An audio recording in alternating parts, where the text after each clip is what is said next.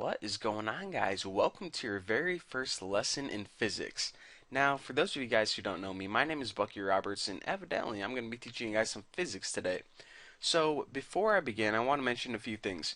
The first thing is, at any time during this tutorial series, if you guys have any questions about topics that you want me to cover, or just questions about physics in general, or maybe you even want me to go over a specific problem, then please don't ask me in the comment section below because the videos are too scattered around and it's difficult to look through all the comments. So if you guys have any questions, then please ask me on my forum. The link is below every video, so go ahead and click that if you have any questions.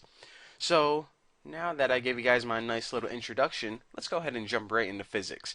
So basically, what the heck is physics?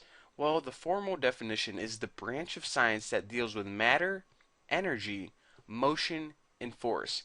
Now, for this tutorial, I'm going to be focusing mainly on motion, basically things moving around.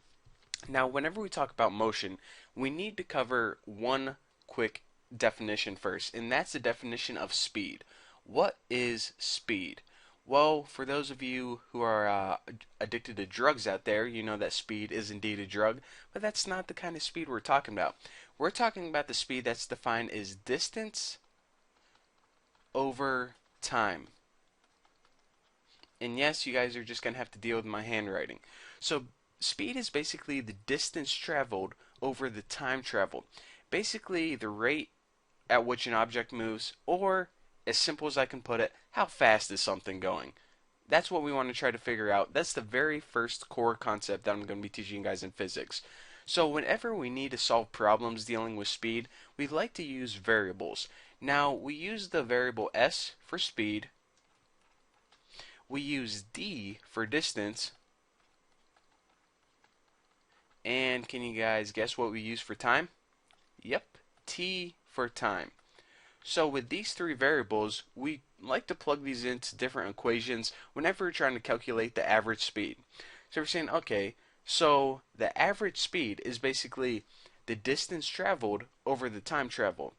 Simple enough. So let's go ahead and take a look at an example.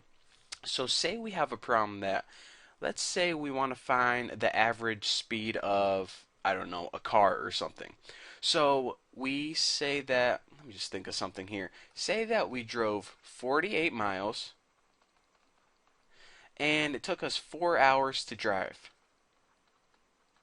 Well, what information do we have already? The 48 miles is, of course, the distance, so we'll set that equal to d, and the 4 hours is the time. Now, if you remember, the formula for average speed, I'll just write average speed equals the distance over time.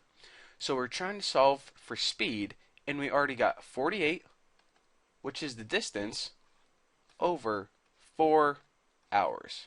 And I guess I might as well plug in my miles and hours. So the average speed of this car, I think I said car, didn't I, would be 48 divided by 4, which is indeed, can you guys guess, 12 miles per hour. So that is how you calculate average speed. Basically take whatever distance you have and throw it over whatever time frame you have. And remember, whatever terminology you're using in distance, miles, put that per time. Now, typically in physics, we don't deal with miles or hours. We typically deal with meters and seconds. But for this example, it's just a real quick example. And another thing that I want to mention before I let you guys go in this video is, I know I said speed is what we're trying to figure out, but in physics, we more commonly use a letter v. Now, v stands for velocity, and to be completely honest, velocity and speed are similar, but they are a little bit different, and I'll talk about that later whenever I talk about scalar and vector quantities. But just remember this. For the upcoming tutorials, I'm going to use the letter V, which stands for velocity, instead of S, which stands for speed. Right now, just think of them as the exact same thing, although I'll cover their differences later on. So anyways, for this tutorial, that's all you guys get. Hopefully you guys understand how to calculate average speed now. Again, average speed equals distance over time. So Thank you guys for watching. Don't forget to subscribe, and I'll see you guys in the next video.